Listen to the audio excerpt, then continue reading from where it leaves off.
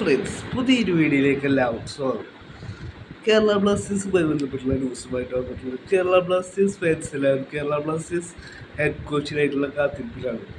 അതിനിടയിലാണ് മുഹമ്മദ് സൂസിക്കെതിരെ താൽക്കാലിക പരിശീലകനായ തോമസ് ഷോർട്സിന്റെ കീഴിൽ കേരള ബ്ലാസ്റ്റേഴ്സ് തകർപ്പ് വിജയം സ്വന്തമാക്കിയത്. 3-0 മുഹമ്മദ് സൂസിക്കെതിരെ കേരള ബ്ലാസ്റ്റേഴ്സ് വിജയിച്ചു കഴിഞ്ഞു. ഇപ്പോൾ കേരള ബ്ലാസ്റ്റേഴ്സ് ഫാൻസിന്റെ ഇടയിൽ രണ്ട് വിഭാഗം ആൾക്കാർക്ക് രണ്ടഭിപ്രായമാണുള്ളത്. ഒരു വിഭാഗം ഫാൻസ് ആവശ്യപ്പെടുന്നു തോമസ് ഷോർട്സിനെ 6 മാസം കൂടി കോൺട്രാക്ട് എക്സ്റ്റെൻഡ് ചെയ്തുകൊണ്ട് ഈ സീസൺ അവസാനിക്കുന്നവരെ തോമസ് ഷോർട്സിനെ കോച്ചായി നിലനിർത്തണമെന്നാണ്. മറ്റൊരു വിഭാഗം ഫാൻസ് ആവശ്യപ്പെടുന്നത് മുഹമ്മദ് സെഫ്സിക്കെതിരെ അവർ പോയിന്റ് ടേബിൾ താഴത്തുള്ള ക്ലബ്ബാണ്, അവർക്കെതിരെ പോസിറ്റീവ് റിസൾട്ട് ഉണ്ടാക്കി എന്ന് വെച്ചുകൊണ്ട് പുതിയ കോച്ചിനെ കൊണ്ടുവരുന്നത് വല്ലാതെ നിൽക്കുന്നില്ല. ഈ തോമസ് ഷോർട്സിന്റെ കീഴിലല്ലെങ്കിലും മൈക്കിൾ സ്റ്റാറിന്റെ കീഴിലാണെങ്കിലും മുഹമ്മദ് സൂസിക്കെതിരെ ബ്ലാസ്റ്റേഴ്സ് ഈ ഒരു പോസിറ്റീവ് റിസൾട്ട് ഉണ്ടാക്കുമെന്നാണ് അവർ ആവശ്യപ്പെടുന്നത്. ഇതിൽ ഞാൻ എൻ്റെ ഒരു പേഴ്സണൽ ഒപ്പീനിയൻ പറയാം.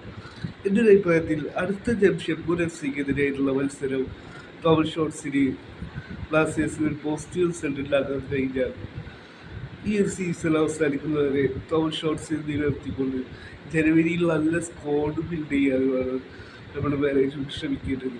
ഇനി പുതിയ കോച്ച് വന്നുകൊണ്ട് ടീമിലെ ബ്ലാസ്റ്റേഴ്സ് പ്ലേയേഴ്സിനെയും ഇന്ത്യൻ കണ്ടീഷൻസും അഡാപ്റ്റ് ആയി വരുന്നതിനെക്കാട്ടി നല്ലത് തോമസ് ഷോർട്സ് ഓൾറെഡി നമ്മുടെ ബ്ലാസ്റ്റേഴ്സിലെ യുവതാരങ്ങളെയും ബ്ലാസ്റ്റേഴ്സ് പ്ലേയേഴ്സിനൊക്കെ ഇതിനോടൊക്കെ മനസ്സിലായി കഴിഞ്ഞിട്ടുണ്ടാവും.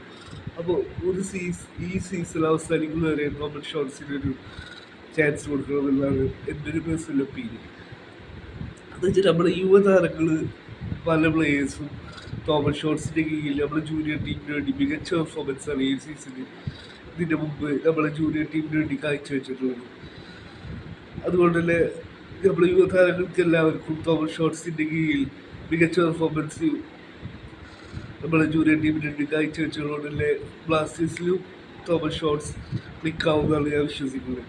ഏതായാലും ജംഷഡ്പൂർ FC-ക്ക് ഇതിനൊരു പോസിറ്റീവ് റിസൾട്ട് ഉണ്ടായി കഴിഞ്ഞാൽ നമുക്ക് ഈ സീസൺ അവസാനിക്കുന്നവരെങ്കിലും തോമസ് ഷോർട്സിനെ നിലനിർത്തണമെന്നാണ് എൻ്റെ പേഴ്സണൽ ഒപ്പീനിയൻ. ഏതായാലും ജനുവരിയിൽ നമ്മുടെ ടീമിൽ സ്ക്വാഡ് സ്ട്രെങ്തൻ ചെയ്യാനുള്ള ട്രാൻസ്ഫേഴ്സ് നടത്തണം. ഏതായാലും ക്ലബ്ബ് നടത്തുമെന്നല്ലേ പ്രതീക്ഷിക്കുന്നു. ഏതായാലും ജംഷഡ്പൂർ FC-ക്ക് ഇതിനായിട്ടുള്ള മത്സരത്തിന് മുമ്പായിട്ട് പുതിയ കോച്ച് വരുമോ എന്നുള്ളതിനെ കുറിച്ച് ഇപ്പോൾ ഒരു അപ്ഡേഷനും പുറത്തു തന്നെയില്ല.